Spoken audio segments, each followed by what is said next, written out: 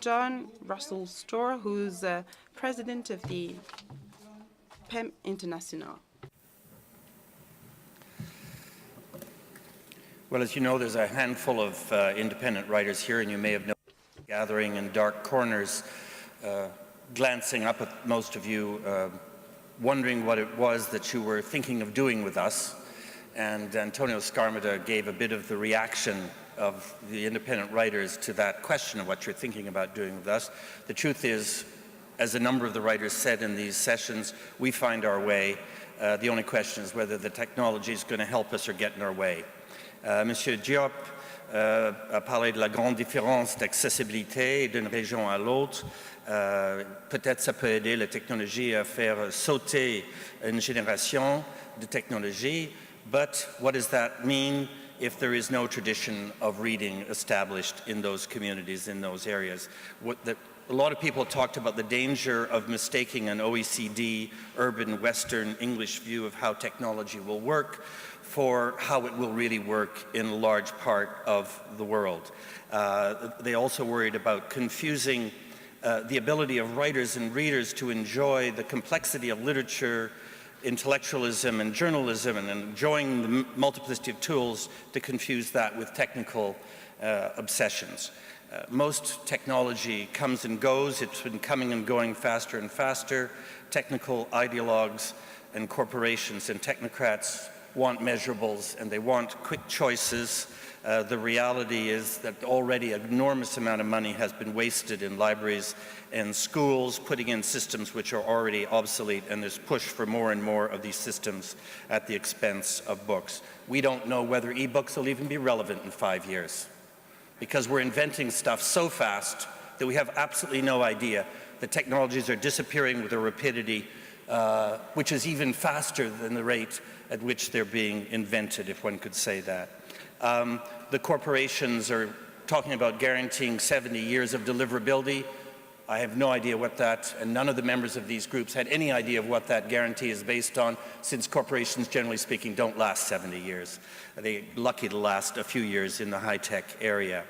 There was talk about the comparison between the dependence of the new technology delivery systems versus books' independence once they've been produced.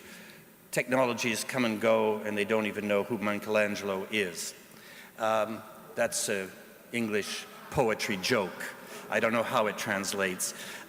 In journalism, Claire Armistead talked about the great worry of pariticism of the new systems and the dangers to professionalism, to standards, to ethics, to the shaping of ideas. Of course, that could be a little wishful thinking in a way.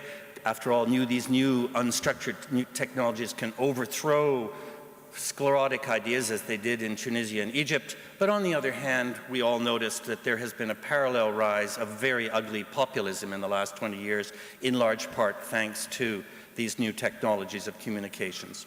And all of that essentially misses the point that Antonio raised this morning, and that Homero Regis raised when he invoked Borges's essay in which he talked about how Coleridge rebuilt Kublai Khan's palace in words, quotes, more lasting than marble on metal. Melanie Maurizio talked about the problems of conservation of health and environment, which really haven't been addressed fully. Janet Murray talked about, very positively, about how the new mediums of representation can help us to create new complexity, which can help us to express empathy and conceptualization in new ways. And perhaps all of that can help us to reinforce and reinvent the role of the oral, which Monsieur Diop had talked about at the beginning. Both and Antonio talked about this morning. There were questions: is technology a force of the imagination? No, it's imagination free. Is it a force of ethics or morality? No, these are existential questions, not technological questions. And therefore it lies with the writer and the reader to decide how they would be used from the point of view of imagination and ethics and morality and creativity. The force of, sorry, as I try to read my very bad writing, the technological revolution, it has to be pointed out, has had no effect on the levels of violence against writers. And I can say one word as president of PEN International. Our list of writers in prison or in danger of death has been at 800 to 900 for decades.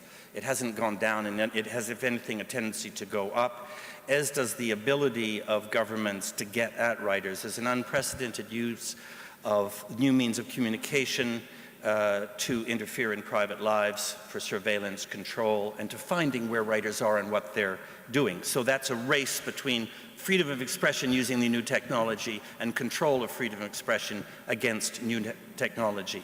The essential point is that writers and journalists are not essentially afraid of risk if they are real writers and journalists.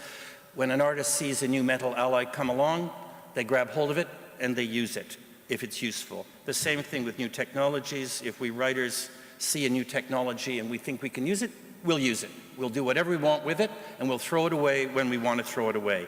Last comment, and I will be finished in my 7 minutes, is I was the other day in a store, a bookstore, could have been anywhere in the world. There was a machine this big.